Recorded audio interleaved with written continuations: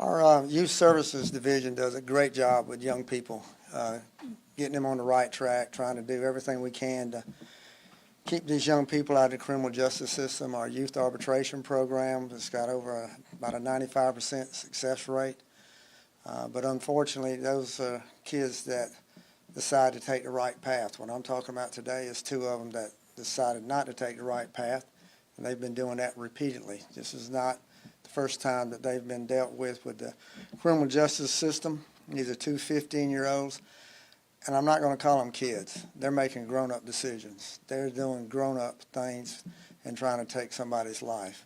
And so I'm not going to refer to them as kids. They're two 15-year-olds that just on a crime wave.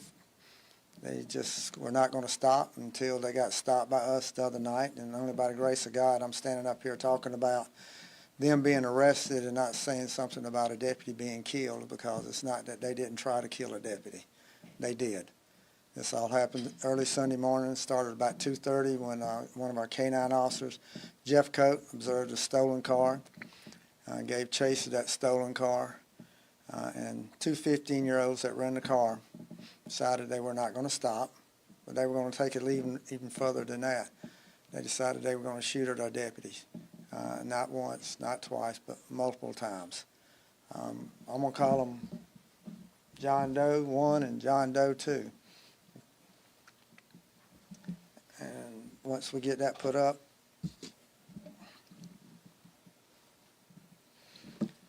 anyway, as we chased them, they were firing at us. What you see in front of me is the guns that they were using. Now, as you see, these are not just regular guns. These are high capacity guns, rifles that are, designed to kill people. These are not hunting guns. These are really not self-protection guns. These guns are made to do nothing but kill people. As you see, we got John Doe 1, John Doe 2, and these are the charges that they're facing now as a result of what happened. They were in a stolen car, stolen out of Rock Hill. One of the John Does is from the Rock Hill area. The second one is from the Lexington area. Here they were in Richland County in a stolen car with these weapons. No idea what their intents were doing. This is not their first time. Both of them have multiple arrests on their records: possession of guns, unlawful carry, point and presenting, probation violation, and both of them got violation of probation. And I think that's one of the problems, that we look at these 15-year-olds as there's some poor little innocent kids. They're not. And then we give them chance after chance after chance. And they keep getting out, and they keep doing the same thing, what they're doing.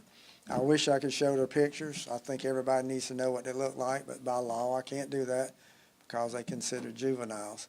But that is not a juvenile gun. That is not a play gun that you see in front of me. What they were doing the other night was not playing. They were trying to kill a deputy. We're going to show a video, and as you'll see in the video, you'll see the shots fired.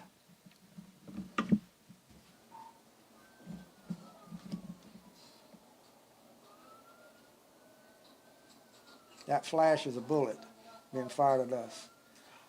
Piece of the car coming off. You hear the deputy saying, "Shots fired."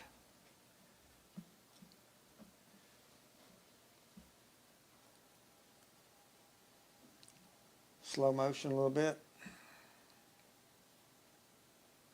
There's a shot.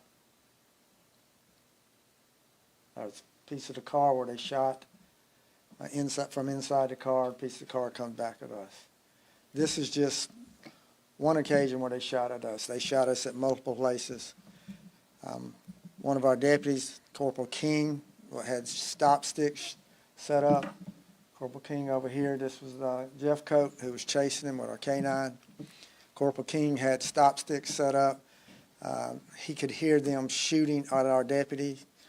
The deputy was saying he's being shot at, so Corporal King shot at them in the car. He did not hit them, but their vehicle hit the stop sticks, which caused their tires to deflate. They later wrecked out. Both of them ran with the guns. Guns were not left in the car. They ran with these guns. K-9 came in. Jeff Coates' K-9 tracked one of them, that was in an unoccupied house that he broke into. Another canine tracked the second one and found him also hiding in an outbuilding. They were both arrested. One of them was bit by the canine because he would not comply with what we were telling him to do. While we were searching for them, we also found the 2 guns. This is what your deputies face every single day. This was the 4th chase that we had that night. 3 other chases we had that same night. 3 of them involved stolen cars. Now, I know some people say, well, why y'all got to chase people? It's because John Doe 1 and John Doe 2 is out here with guns like this, who has not hesitation at all to shoot at a deputy. What is he going to do to a citizen? And it's our responsibility to take people like that off the road, get them away from the street and protect our citizens. If we don't, then we get the blame. Well, why didn't you stop them? Why am I being a victim because you had an opportunity to stop these people? So it's a very fine line that we have to do when we get involved in these chases. But when we have somebody like these 2, they need to be stopped. And that's what we did the other night. We stopped them. The other chases we're involved with, the same thing. People out here in stolen cars, people with guns like that, who've had absolutely total disrespect for anybody's life and safety. And they're out here trying to kill our deputies. And we're not going to stop. We're not going to tolerate that. We're going to chase them. We're going to catch them. They shoot at us. We're going to shoot at them. If they run and attack our canines, we're going to bite. The dog's going to bite them. That is a fact. This is a dangerous world out here that these deputies are facing every single day. And we're going to give them the best training, the best equipment, and the best support that they need to make sure that they go home alive. Questions? Were the guns stolen? We have not determined if they're stolen or not, but 2 15-year-olds, they ain't went in the store and bought these guns. One, it's illegal for them to have them. So we haven't determined exactly where the guns came from yet. So if I had to guess, they're probably stolen, just like the car they were in was a stolen car. Are they connected to any other crimes? We're still working on that.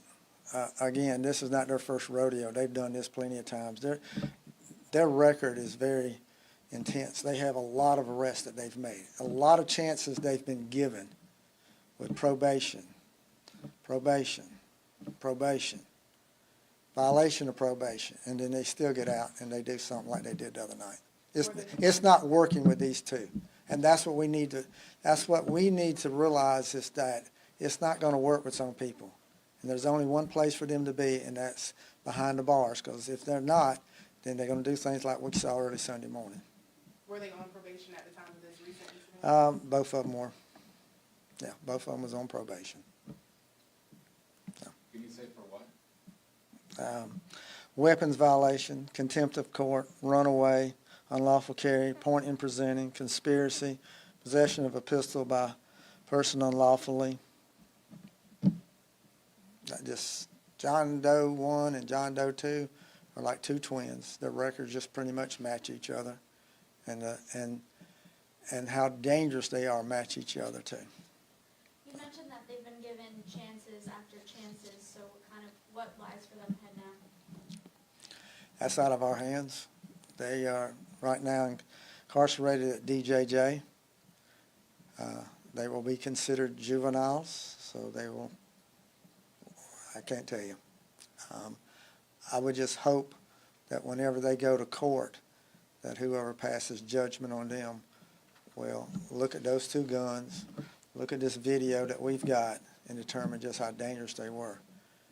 They don't need probation again. They don't need some diversionary program again. They've had those chances, and basically they spit into the face of the criminal justice system and our judicial system by just continuing doing what they're doing. Are the 2 teams related to each other? Nope, not. One from Rock Hill area and one from Lexington. Haven't determined exactly how they know each other. Have they committed crimes together in the past? I'm not going to discuss that right now. All right, thank y'all.